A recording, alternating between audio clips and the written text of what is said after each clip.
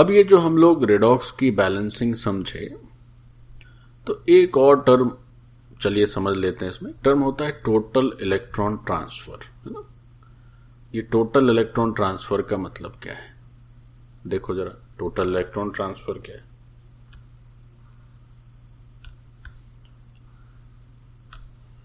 जैसे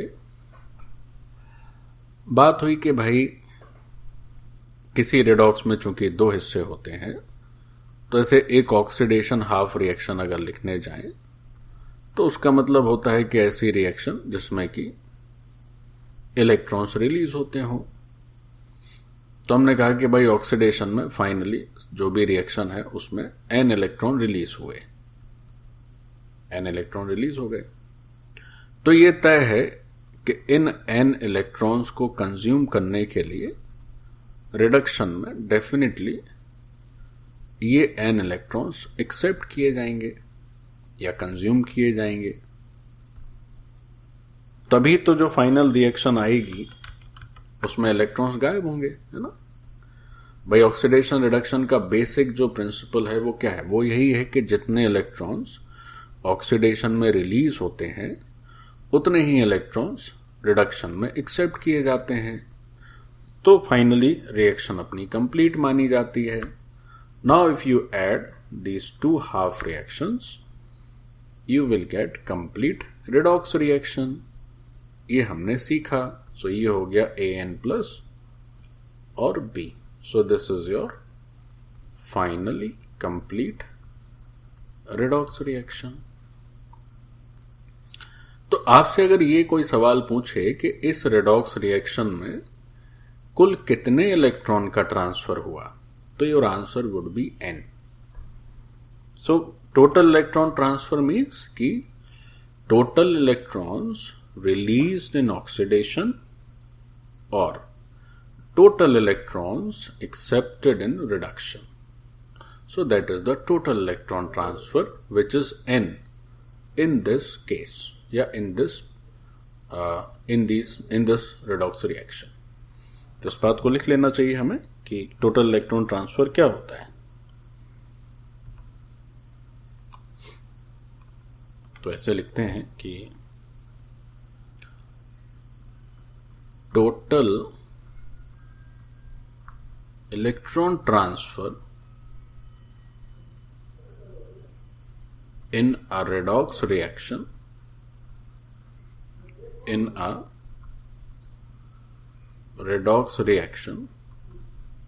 is equal to total electrons released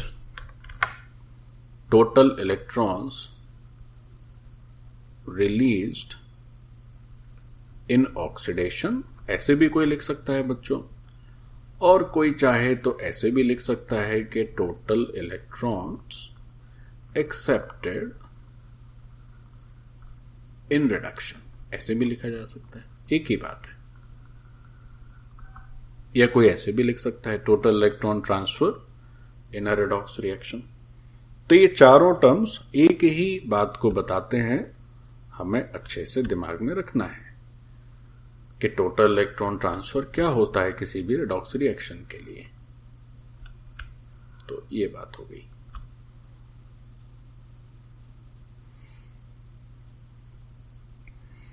अब इसको मैथमेटिकली कैलकुलेट करने का क्या कोई उपाय है?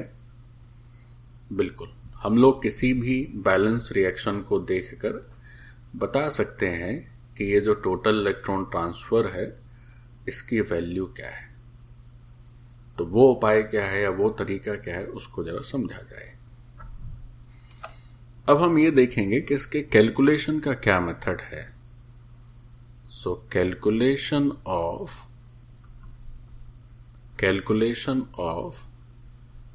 total electron transfer,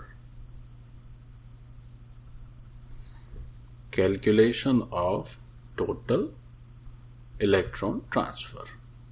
देखो बच्चों,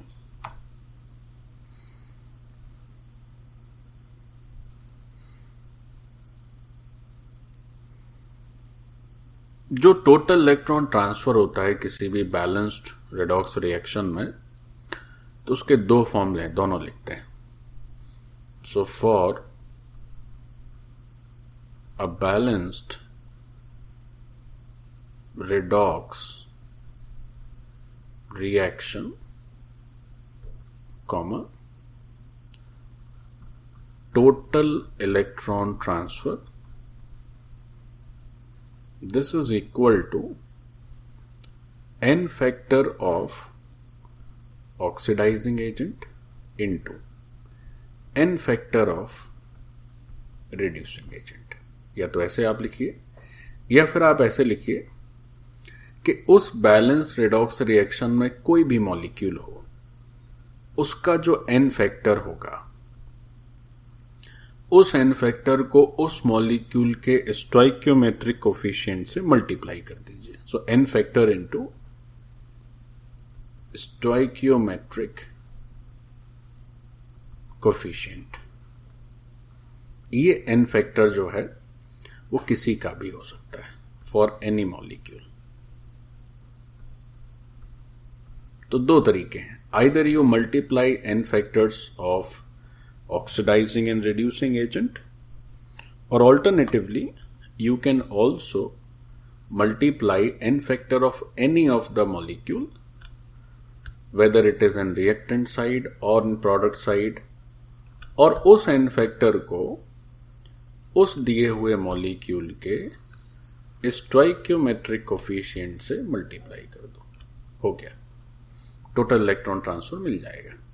लेकिन ध्यान रहे, ऊपर वाला फॉर्मूला रिएक्शन बैलेंस हो चाहे ना हो, दोनों के लिए सही है, क्योंकि एन फैक्टर को तो इससे कोई लेना देना है नहीं कि रिएक्शन बैलेंस है आपकी या बैलेंस नहीं है.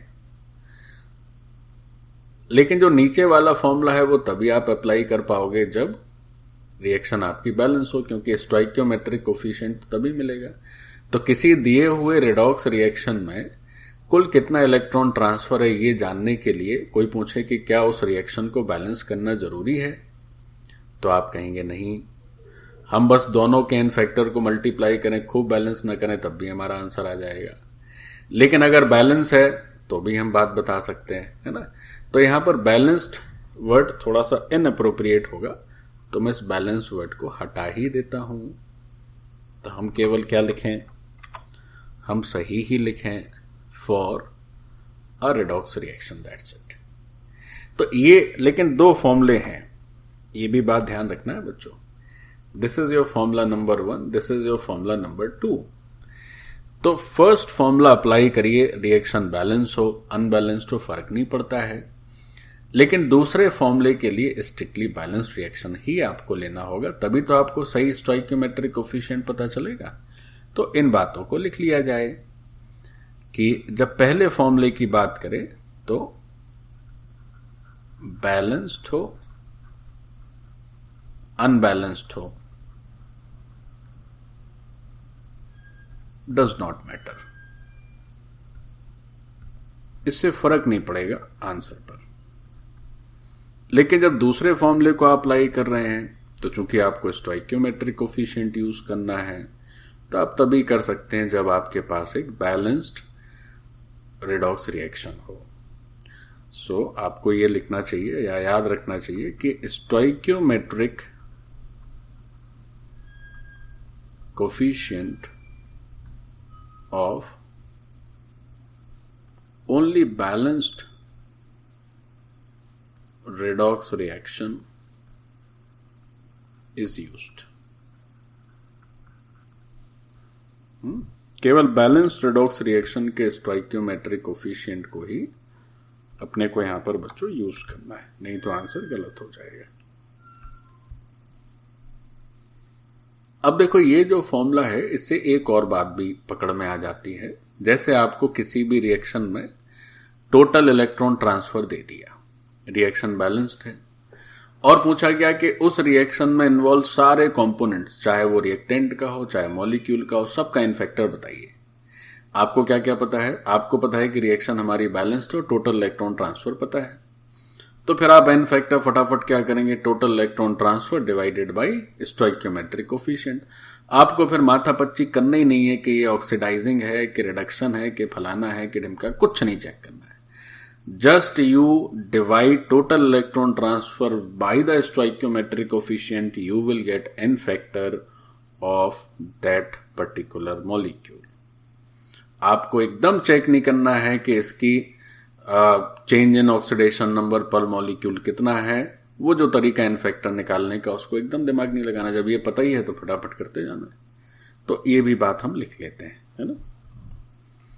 ये भी बात हमें दिमाग में रखनी है कि for a balanced redox reaction, for a balanced redox reaction, comma, if total electron transfer is given, comma, we can get n factor of each reactant या product easily as well as quickly। जैसे example कैसे ये quickly कर पाते हैं इस काम को, देखिए समझिए।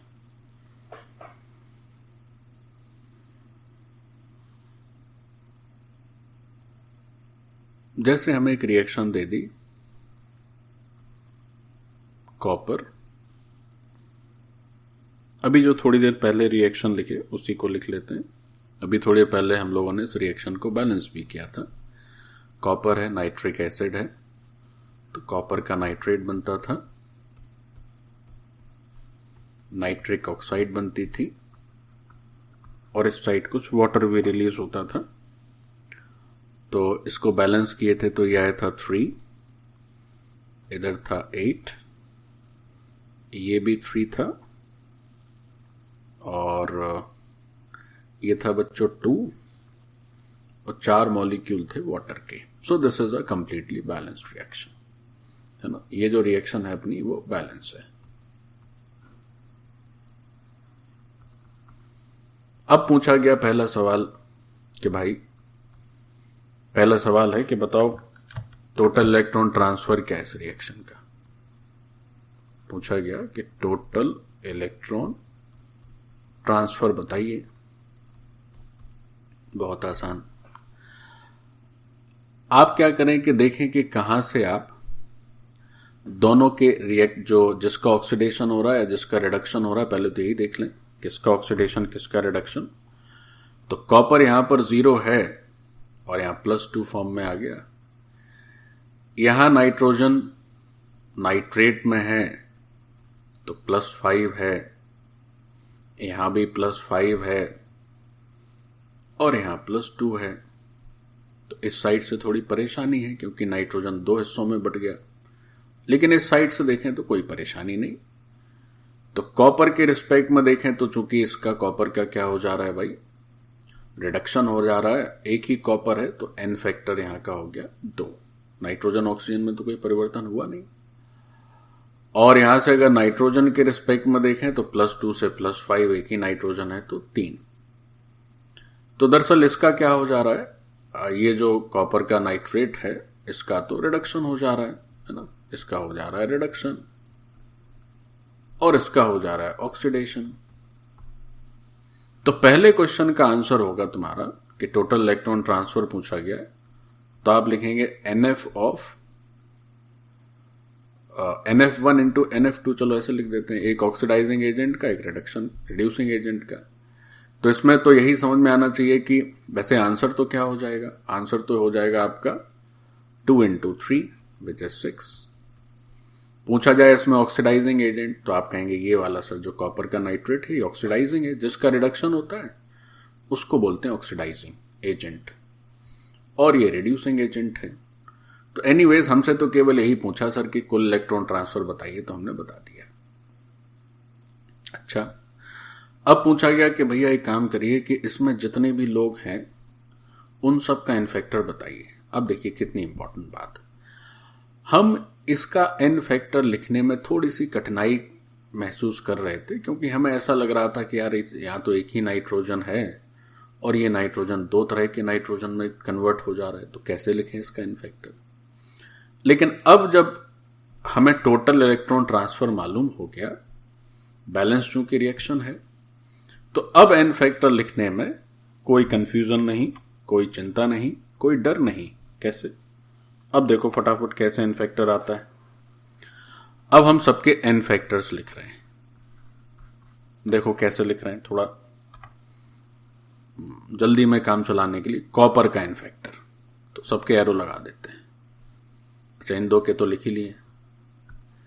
देखो कॉपर का एन फैक्टर, तो क्या पढ़े हैं? Total electron transfer is equal to n factor into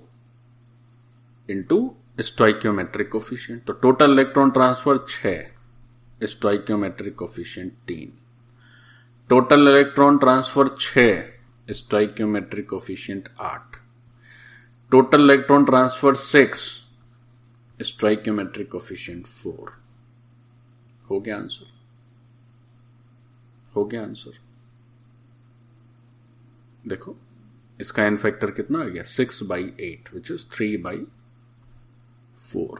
this is 2, this is again 3/2।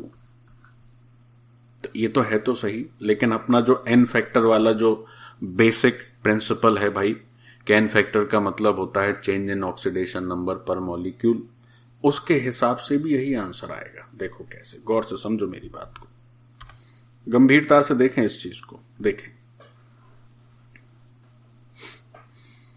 जैसे हमने कहा भाई, इसी से समझ लेते हैं कि इसका एन फैक्टर मान लो ये नहीं होता तो क्या नहीं निकाल पाते? निकाल पाते। कैसे? ये तो सबसे आसान तरीका हो गया। देखो और कैसे करना था इसको समझे। यहां पर 8 HNO3 के मॉलिक्यूल हैं। इन 8 HNO3 के मॉलिक्यूल में जो नाइट्रोजन है, तो 6 नाइट्रोजन तो यहां नजर आए और 2 नाइट्रोजन यहां नजर आए, कुल 8 हो गए। बाकी हाइड्रोजन ऑक्सीजन में तो कोई परिवर्तन ही नहीं हुआ, वो तो यहां जैसे हैं वैसे ही वहां भी हैं। तो अगर इस नाइट्रोजन के चलते ही ऑक्सीडेशन नंबर चेंज हो रही है, बाकी में तो चेंज हो नहीं रही है, तब 8 नाइट्रोजन में 6 नाइट्रोजन +5 से +5 में ही रहे, कोई फर्क ही नहीं पड़ा। 8 नाइट्रोजन में 6 नाइट्रोजन के ऑक्सीडेशन नंबर में चेंज ही नहीं हुआ। 2 नाइट्रोजन में चेंज हुआ, वो भी कितने का? -3 यूनिट का, यानी कि 3 यूनिट का चेंज हुआ। तो इसके 8 मॉलिक्यूल में कुल कितना चेंज हुआ ऑक्सीडेशन नंबर में? जैसे अगर हम लिखें, अगर हम HNO3 की बात कर रहे हैं, तो HNO3 का हमें लिखना है अगर, तो देखो मैं अलग से एक सर्कल बना के HNO3 का आपको एन फैक्टर निकाल के दिखाता हूं without using this shortcut trick. देखो कैसे, बहुत आसान है। हमने लिखा भाई कि change in oxidation number in, अब कहने को 8 मोल बोलना चाहिए तो मोल बोलें या 8 मॉलिक्यूल बोलें। अगर हम यहां पर मॉलिक्यूल बोल देंगे तो यहां भी मॉलिक्यूल बोल देंगे। वैसे होता तो ये है, इस रिएक्शन का मतलब है कि 3 moles of copper, 8 moles of HNO3, इस तरह से पढ़ा जाता है, ज्यादा टेक्निकली अगर करेक्टनेस देखें। बट ऐसे भी कह सकते हैं कि 8 मॉलिक्यूल ये लिए तो 3 मॉलिक्यूल ये बन गए, 2 मॉलिक्यूल ऐसे बन गए, ऐसे ही बोला जा सकता है। तो रेशियो है बच्चों, वो मोल के टर्म में कहें, मॉलिक्यूल के टर्म में कहें, सब में सही है। So change in oxidation number for, या change in oxidation number for 8 molecules of HNO3। गौर से देखें बच्चों, HNO3 के 8 मॉलिक्यूल में कितना चेंज हुआ ऑक्सीडेशन नंबर में? तो 6 में तो चेंज हुआ ही नहीं, 0। 2 में चेंज हुआ, कितने का? 2 में चेंज हुआ भैया, कितने का? -3। तो कुल जो चेंज है वो -6 आया। तो अगर 8 मॉलिक्यूल में -6 यूनिट का चेंज आया तो एक मॉलिक्यूल में कितना चेंज? तो हमने लिखा कि भाई चेंज फॉर 1 मॉलिक्यूल तो -6/8 या -3/4। तो n फैक्टर यही तो होता है, चेंज इन ऑक्सीडेशन नंबर पर मॉलिक्यूल। बट वो n फैक्टर माइनस में नहीं लिखा जाता है, प्लस में लिखा जाता है। तो ये जो -3/4 इसी को प्लस में लिख दीजिए, हो गया। बात समझ आई? तो ये तो था HNO3 के n फैक्टर का calculation by the principal basic method of calculation of n factor, and this is the smart method. ठीक, तो अब मुझे लग रहा है कि n फैक्टर कभी भी किसी भी मॉलिक्यूल का निकालना हो तो केवल अगर ऑक्सीडेशन जिसका हो या रिडक्शन जिसका हो उसका n फैक्टर निकालना हो तब तो कोई दिक्कत ही नहीं है। रिएक्शन बैलेंस करना हो तब भी कोई दिक्कत नहीं है। ईटूस method either in the forward direction और इन द बैकवर्ड डायरेक्शन। फिर अगर कोई पूछ दे रिएक्शन लंबी चौड़ी है, 4-5 इस साइड भी है, 4-5 इस साइड भी है, पूछें कि भाई सबका n फैक्टर बताइए, तो you will use this method, total number of electron transfer divided by stoichiometric coefficient. कोई पूछे कि भाई चलो अच्छा रिएक्शन बैलेंस मत करो, हमारा बैलेंसिंग में कोई इंटरेस्ट नहीं है, तुम बस ये बता दो ये रिएक्शन एक अनबैलेंस रिडॉक्स रिएक्शन है, बताओ कि इसमें टोटल इलेक्ट्रॉन ट्रांसफर कितना है। ठीक है साहब, बता देते हैं। देखे कि हमें कहां पर ऑक्सीडाइजिंग एजेंट और रिड्यूसिंग एजेंट के n फैक्टर निकालने में आसानी है, हमने फटाफट निकाल दिए और दोनों n फैक्टर का मल्टीप्लाई कर दिए तो टोटल इलेक्ट्रॉन ट्रांसफर आ गया। तो क्या क्या सीख लिए? ये सीखे रिडॉक्स रिएक्शन को बैलेंस कैसे करना है, सीख गए। रिडॉक्स रिएक्शन में कुल कितने इलेक्ट्रॉन का ट्रांसफर होगा, सीख गए। रिडॉक्स रिएक्शन में जितने भी मॉलिक्यूल्स इन्वॉल्व हैं उन सभी मॉलिक्यूल्स का n फैक्टर कैसे निकालना है, सीख गए। इतना सीख गए, बहुत सीख गए। अब चलो एक क्वेश्चन करते हैं। okay. बच्चों पढ़ाने के लिए ना कंटेंट बहुत होता है, कंस्ट्रेंट है टाइम का, और एक और कंस्ट्रेंट है भाई आप लोगों की रजामंदी का भी तो कंस्ट्रेंट है। अब हम क्लास रखते हैं, आधे आए नहीं तो मन थोड़ा सा उद्वेलित हो जाता है, अरे यार बच्चे तो मेहनत की कदर ही नहीं कर रहे हैं। सो देखें,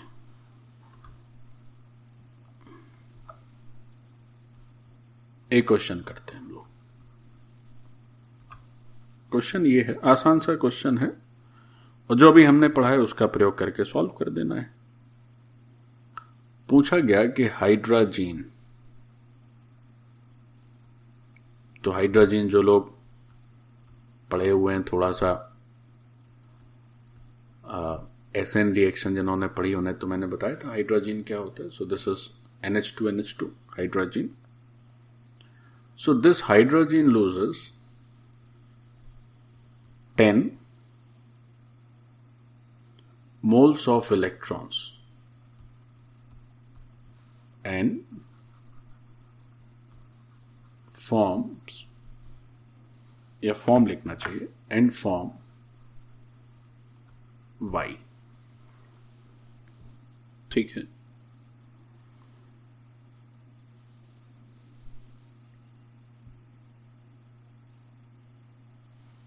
उसके बाद दूसरा स्टेटमेंट ये दिया हुआ है कि if all nitrogens of hydrogen, कहीं कहीं हाइड्रोजन को बच्चों NH2NH2 ना दिखा के N2H4 भी लिखेंगे, एक ही बात है। If all nitrogens of hydrogen are present in Y, यानी इस हाइड्रोजन ने 10 इलेक्ट्रॉन्स को रिमूव करके 10 मोल इलेक्ट्रॉन को लूज करके जो Y बनाया, उस Y में भी हाइड्रोजन जितने ही नाइट्रोजन मौजूद थे in Y। Then find oxidation number of nitrogen in Y। This is the question. Hydrogen ने 10 मोल इलेक्ट्रॉन लूज करके वाई बनाया, उसमें भी हाइड्रोजन जितने ही नाइट्रोजन है, तो उस वाई में जो नया वाई बना उसमें नाइट्रोजन का ऑक्सीडेशन नंबर क्या होगा? This you need to find. देखो, सबसे पहले तो ये जो हाइड्रोजन है, चूंकि ये इलेक्ट्रॉन रिलीज कर रहा है, तो उसका अर्थ माना जाएगा कि this is a oxidation, this is a oxidation reaction. ठीक, रेडॉक्स की बात ही नहीं है, केवल ऑक्सीडेशन हो रहा है। अच्छा, अब चूंकि हाइड्रोजन से इलेक्ट्रॉन ही निकले, तो अब पहला कंफ्यूजन, क्या ऐसा है कि इस हाइड्रोजन में 2 नाइट्रोजन हैं, तो वाई में भी 2 नाइट्रोजन होंगे, है ना? ऐसा मन में आ सकता है। तो क्या यह सही है कि हाइड्रोजन में अगर 2 नाइट्रोजन हैं तो हमारे पास वाई में भी 2 नाइट्रोजन होंगे? तो जवाब है हाँ सर, बिल्कुल सही है, इसमें कोई कंफ्यूजन नहीं, क्योंकि अभी हम बैलेंसिंग की बात तो कर नहीं रहे हैं, है ना? हम तो केवल कंपाउंड लिख रहे हैं। तो इसके एक मॉलिक्यूल में 2 नाइट्रोजन है, तो यहां भी 2 नाइट्रोजन। तो ये जो वाई है, इस वाई में N तो 2 होगा, H पता नहीं कितना होगा, है ना? H के विषय में एकदम कोई जानकारी नहीं है, तो H लिख देते हैं लैम्डा। हो सकता है हो सकता ना भी हो, तो कुछ पता नहीं, तो लैम्डा लिख दिए। अच्छा, ठीक। अब हमें करना क्या है कि नाइट्रोजन का ऑक्सीडेशन नंबर बताना है, इस वाई में क्या होगा। तो ये जो N2H लैम्डा है, इसमें नाइट्रोजन का ऑक्सीडेशन नंबर कुछ लिख लेते हैं हम लोग, कुछ अज्यूम कर लेते हैं, मान लेते हैं कि सर ये ऑक्सीडेशन नंबर है से अल्फा। अल्फा ऑक्सीडेशन नंबर अपने को बताना है, तो हमारा इंटरेस्ट है इस अल्फा में। तो देखो अल्फा में कैसे आएगा ये काम। हमें यह पता है कि इस ऑक्सीडेशन की रिएक्शन में जो नेट इलेक्ट्रॉन ट्रांसफर है वो 10 इलेक्ट्रॉन का है। नेट इलेक्ट्रॉन ट्रांसफर 10 इलेक्ट्रॉन का है। This is well given in the question. तो ये जो टोटल इलेक्ट्रॉन ट्रांसफर है इस रिएक्शन में, ध्यान रहे कि ये रिडॉक्स नहीं है बच्चों, ये ऑक्सीडेशन है। जितने ऑक्सीडेशन में इलेक्ट्रॉन का ट्रांसफर होगा उतना ही रिडक्शन में भी होता है, उतना ही ओवरऑल रिएक्शन में भी माना जाता है। So this is 10, this is 10। अच्छा, एक बात और जरा सोचिए कि जो रिएक्शन बैलेंस रिएक्शन आएगी तो उसमें वाई का जो कोफिशिएंट आएगा वो भी तो 1 ही आएगा। क्यों? क्योंकि नाइट्रोजन को बैलेंस करना है, बाकी हाइड्रोजन और ऑक्सीजन को तो फिर हम H2O जोड़ के और H+ जोड़ के बैलेंस करते हैं। तो हाइड्रोजन और ऑक्सीजन के अलावा जो यहां पर एलिमेंट है वो तो नाइट्रोजन है, तो वो बैलेंस करना है। तो इस N2H लैम्डा का जो कोफिशिएंट आएगा वो कोफिशिएंट डेफिनेटली कितना आएगा बच्चों? वो आएगा 1। और यहां भी कोफिशिएंट क्या आएगा? वो भी आएगा 1। ठीक। तो एक दूसरी बात क्या दिमाग में आ गई कि इन बैलेंस्ड रिएक्शन कोफिशिएंट जो होगा, जो कोफिशिएंट होगा N2H4 और N2H लैम्डा का, वो तो 1 ही आना है। वो तो क्या आना है? 1 ही आना है। अच्छा, चलो ये बात भी हो गई। अब उसके बाद हमें क्या चाहिए? नाइट्रोजन का नए फॉर्म में अल्फा, यानी नाइट्रोजन का ऑक्सीडेशन नंबर चाहिए नए फॉर्म में क्या होगा। तो देखो क्या होगा नाइट्रोजन का ऑक्सीडेशन नंबर।